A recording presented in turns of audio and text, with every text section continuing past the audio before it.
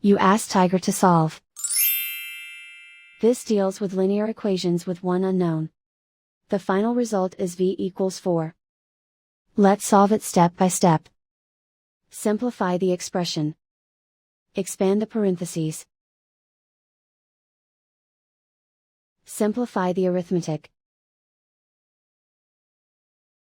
Group all v terms on the left side of the equation. Add 5v to both sides. Group like terms.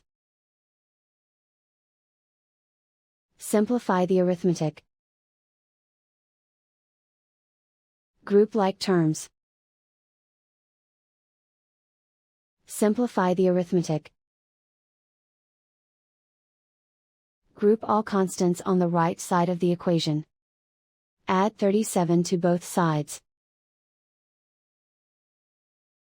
Simplify the arithmetic.